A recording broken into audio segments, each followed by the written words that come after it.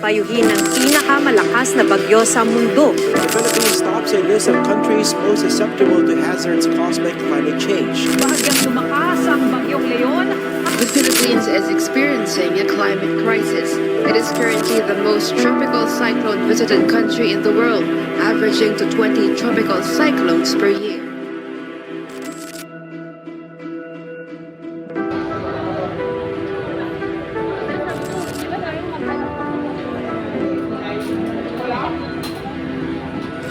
Salpukan uli.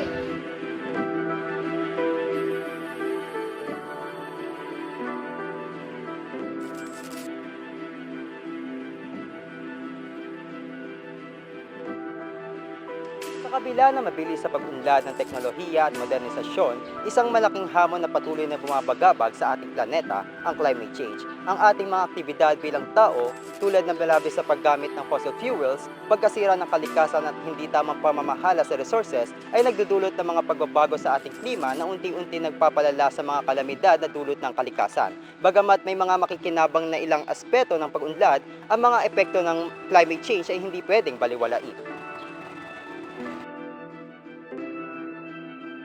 Hindi inaasahang pagbabago sa panahon ng matinding bagyo, matinding init at kawalan ng sapat na tubig. Lahat ng to ay mas nagiging matindi bawat taon. Ngunit hindi pa huli ang lahat.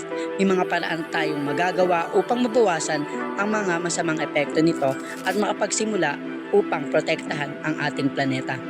Sa pamamagitan ng sustainable energy sources, pagtatanim ng mga puno at responsableng pamamahala ng mga resources, maaaring mapabuti ang ating kalagayan at ang ating kalikasan.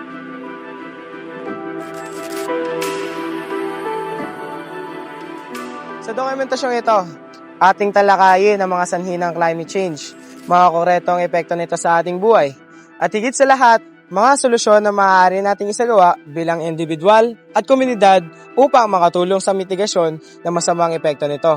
Tayo ay may kapangyarihan hindi lamang sa pagdulot ng pagbabago, kundi upang magsimula ng positibong aksyon para sa mas malinis, mas ligtas at mas maginhawang kinabukasan. Isa sa mga dahilan kung bakit kinakailangan nating alamin ang tungkol sa climate change ay ang masamang epekto nito, lalo na sa atin. Isa, si Mang Kebs sa milyon-milyong magsasaka rito sa Pilipinas na nakakaranas ng masamang epekto ng climate change. Si Mang Kebs ay 59 na taong gulang na tinataguyod ng kanyang pamilya mula sa pagsasaka.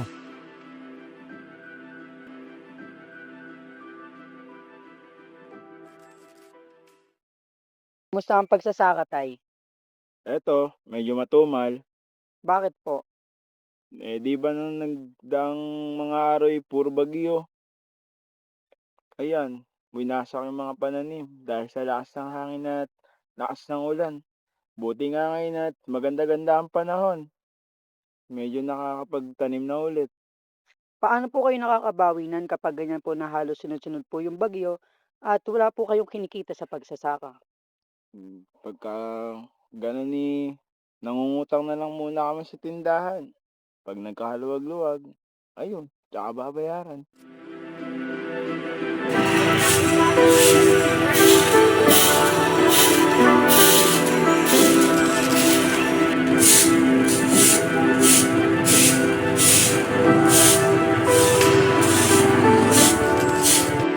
Narito tayo ngayon sa Cabuyao, Laguna, malapit sa pamantasan ng Cabuyao. Dito, tatalakayin natin ang mga kinakaharap ng mga residente mula rito tungkol sa sinasabi nating climate change. Kasama natin ngayon si Aling Kayla na isang street sweeper. Siya ay 52 taong gulang na at halos isang dekada ng street sweeper dito sa Katapatan Homes, Cabuyao, Laguna. Nay, kamusta naman ho kayo bilang isang street sweeper? Okay lang naman. Nakakaya ko pa rin naman sa edad ko nito. Nakakakilos pa rin naman ako sa awa ng Diyos. Hindi naman ho ba kayo nahihirapan at maraming estudyante ang nagkakalat dito at nag-iiwan ng mga basura? Mahirap, pero wala naman ako magagawa kundi maglinis dito. Kasi naman hayaan ko yung mga kalat, kagaya niyan, makalat na naman. Kailangan ko maglinis para kahit paano, mapanatili ang kalinisan dito sa ating kapaligiran. Pero paano naman ho kapag dumating sa puntong hindi niyo na ho kayang kumilos? Ay bahala na. Gagawin ko pa rin naman yung gagawin ko kasi kung hahayaan ko lang yung basura, maaari yung bumara doon sa mga kanal. lalo na kapag tag-ulan. Maaaring bumara yung basura sa kanal at aapaw ang tubig dito. O ano nga naman ho kaya ang magandang solusyon para dito? Para sa akin, ang magandang solusyon talaga dito, dapat disiplinado tayong lahat, lalo na mga estudyante. Nang sa gayon, mapanatili nating malinis ang kapaligiran at maiwasan din natin yung magkaroon ng pag-apaw ng tubig kasi babarang nga yung basura doon sa kanal.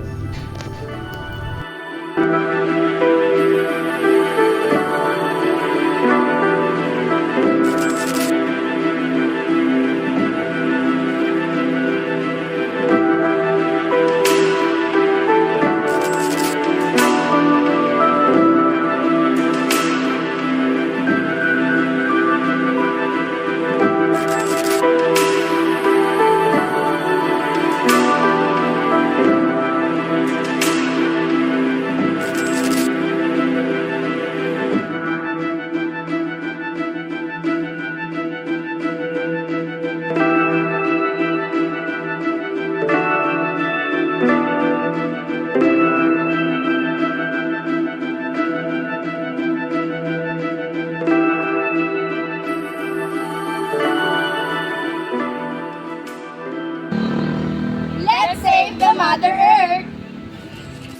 Let's save the Mother Earth! Let's save the Mother Earth! Let's save the Mother Earth!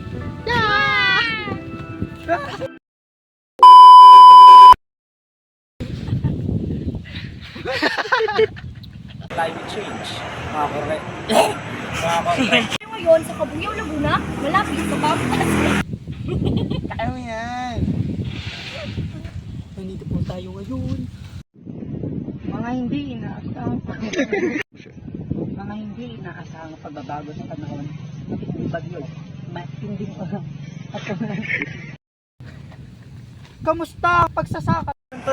Tangina mo! Let's save the Mother Earth.